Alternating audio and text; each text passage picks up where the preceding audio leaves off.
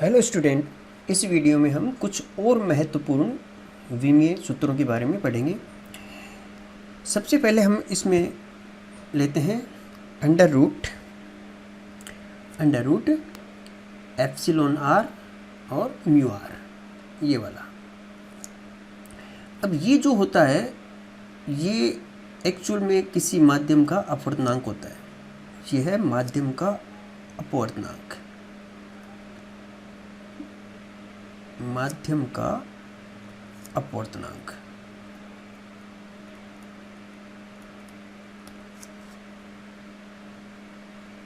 Refractive index होता है ये under root mu R epsilon R, ये रिफ्रैक्टिव इंडेक्स होता है।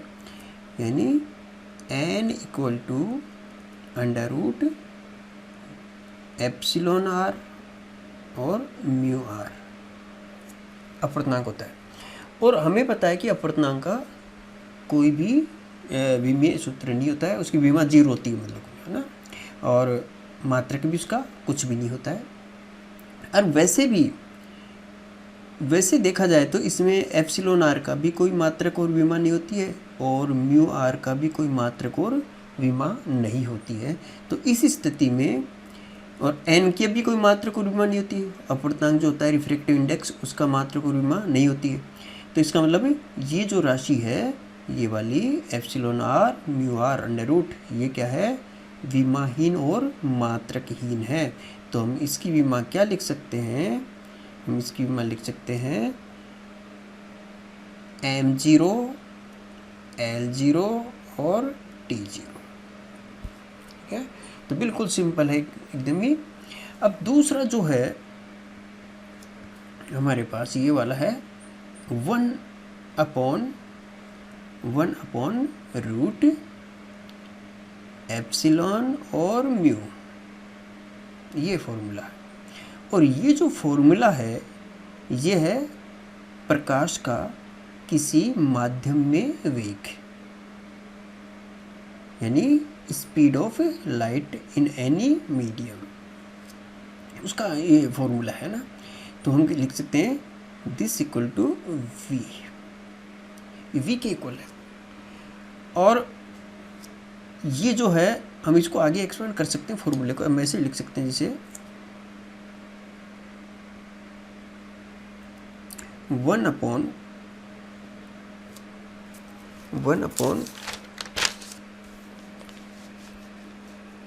अंडर रूट, अब एप्सिलॉन की जगह हम लिख सकते हैं एप्सिलॉन 0 एप्सिलॉन आर, म्यू की जगह लिख सकते हैं म्यू 0 और mu R, this equal to.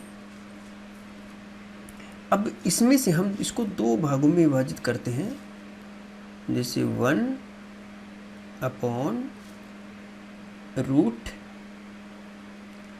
Epsilon 0 mu 0, फिर रूट एप्सिलॉन आर और म्यू आर। अब इसमें एप्सिलॉन आर और म्यू आर होता है, वो क्या है इसमें,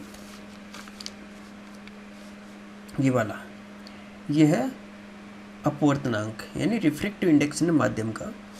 तो हम इसको यूँ लिख सकते हैं कि v इक्वल टू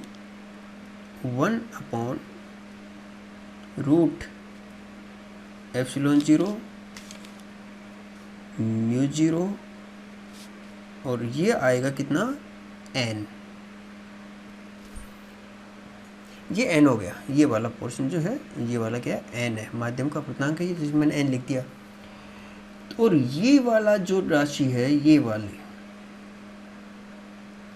ये कहलाती है प्रकाश की निर्वात में चाल, है ना। Speed of light in vacuum, निर्वात में चाल होती है प्रकाश की, ये 1/रूट एप्सिलॉन 0 म्यू 0, है ना। तो इसकी जगह हम लिख सकते हैं c, तो मैंने लिख दिया c/n, ठीक है ना। तो c/n यानी ये है speed of light in vacuum, ये वाली speed of light in vacuum, और speed of light in medium v, और ये क्या है, रिफ्रैक्टिव इंडेक्स ऑफ मीडियम। तो इस प्रकार से ये जो हमारा सूत्र बना है, तो इसका तो कोई विमेय सूत्र होता नहीं है, मात्रक भी नहीं होता है, इसका विमेय जो सूत्र भी नहीं होता है।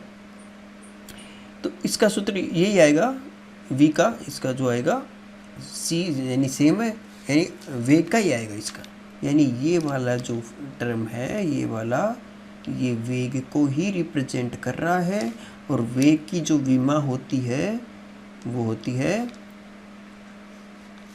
वेग की विमा क्या होगी, m0 L1 और t-1, यानी इस जो ये जो राशि है हमारे पास, इसका की विमा ये होगी, है ना।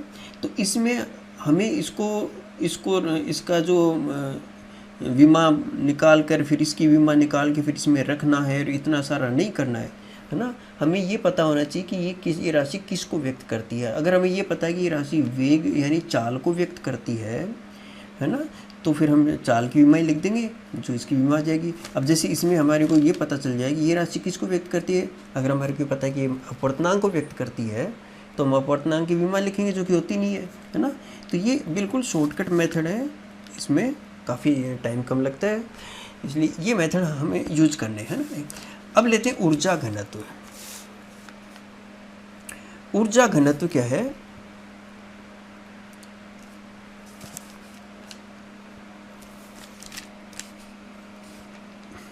ऊर्जा घनत्व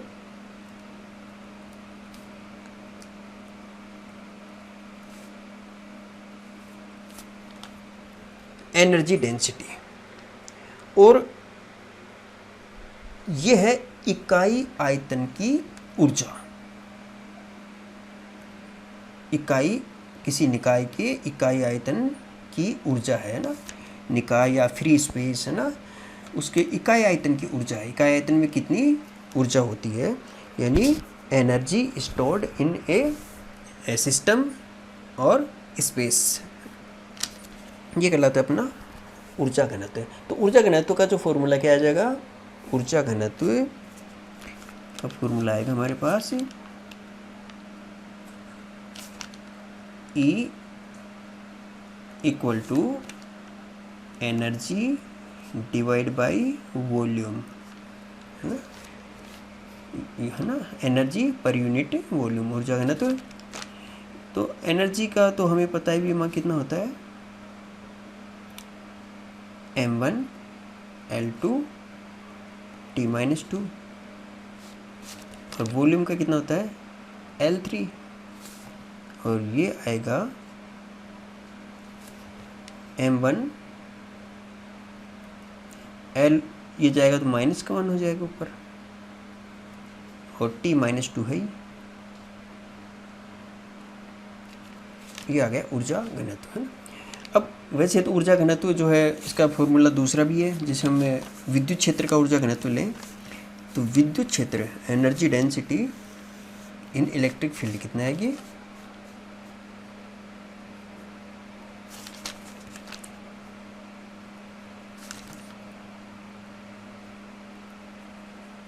energy density in electric field,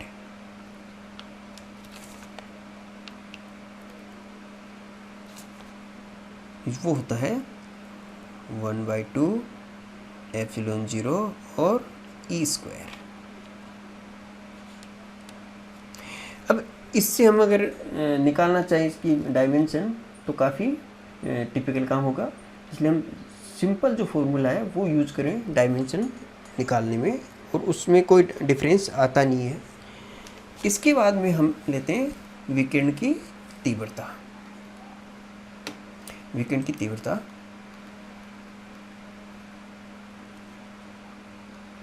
विकिरण की तीव्रता क्या होती है, विकिरण की तीव्रता होती है energy transfer through unit area पर सेकंड इन एनी स्पेस या medium, energy transfer per unit area पर सेकंड पर यूनिट एरिया पर सेकंड। ये होता है अपना तीव्रता यानी इंटेंसिटी ऑफ रेडिएशन, है ना, इंटेंसिटी ऑफ रेडिएशन। तो इसका जो मात्रक आएगा, इसका जो यूनिट आएगा वो, इसका मात्रक आएगा वाट पर metre square. Intensity of radiation का मात्रक क्या आ गया, वाट पर मीटर स्क्वायर। और इसको हम चेंज कर दें तो ये आएगा जूल पर सेकंड। वाट का क्या होता है, जूल पर सेकंड, और नीचे मीटर स्क्वायर है। या हम इसको जो भी लिख सकते हैं,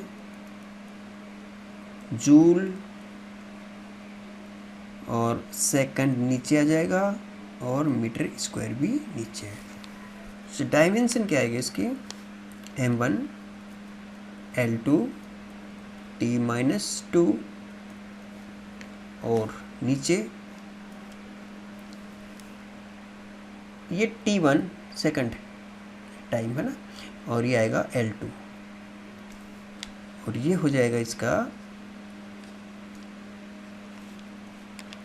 m1 L2 से L2 कैंसिल हो गया, तो ये हो गया L0 T कितना हो जाएगा, -3 T-3। ये है अपना तीव्रता, इंटेंसिटी ऑफ रेडिएशंस की। एक हम और लिखते हैं इसमें विकिरण दाब।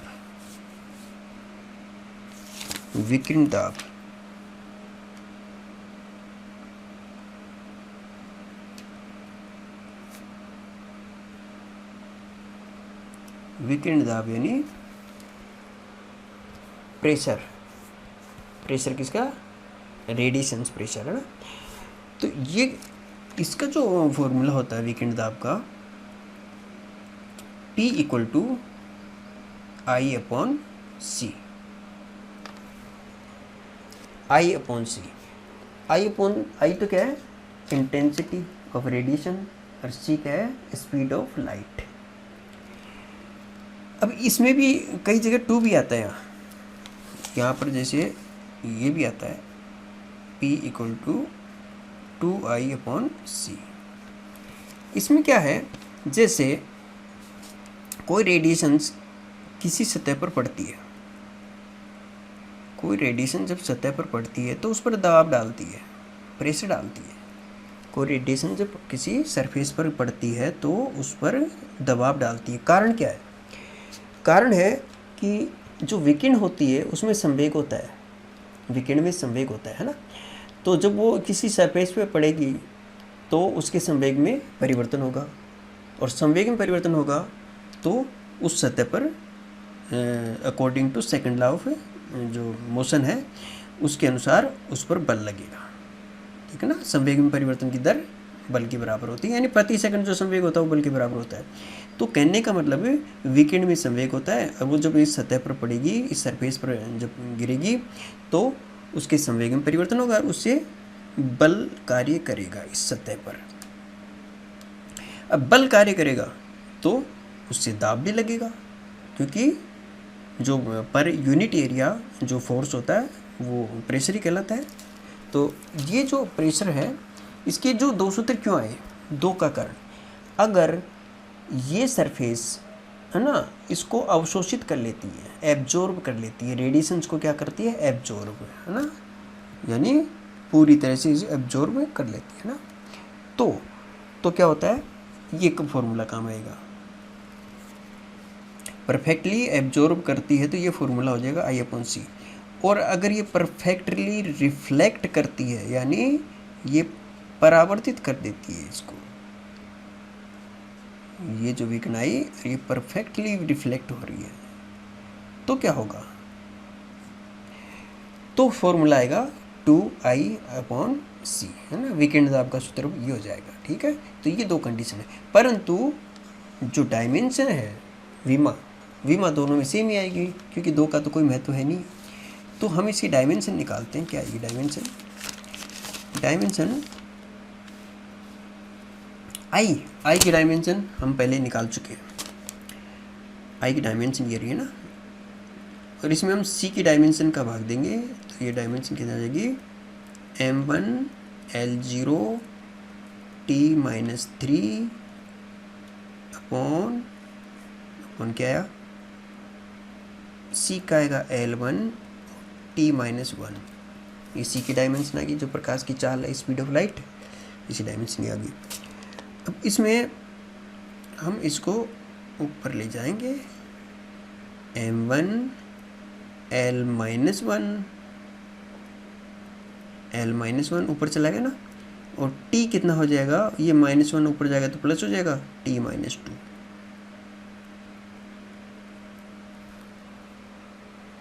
ये विकिरण दाब का है।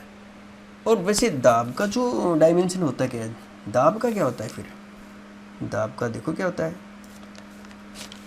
यानी दाब होता है P = F/A। दाब का फॉर्मूला ये है। अब ये फॉर्मूला है तो क्या आएगा? F की dimension m1 L2 t-2, A की L2 तो कितनी आ जाएगी? m1 L-1 और t-2। ये डायमेंशन आई ना, तो ये दाब की m1 L-1 t-2 और ये भी m1 L-1 और t-2 है। तो दाब ये दाब है चाहे ये दाब है ना, उसका जो विमा है, डायमेंशन है, वो बिल्कुल सेम आती है ना। तो आज इतना ही है, और फिर अगले नेक्स्ट वीडियो में अपन और भी जो बहुत इम्पोर्टेंट और टिपिकल जो क्वेश्चन करेंगे, बहुत ही इम्पोर्टेंट है। ठीक है, धन्यवाद। और चैनल को सब्सक्राइब करें ताकि आपको और भी बढ़िया बढ़िया चीज़ें समझने को, सीखने को मिले।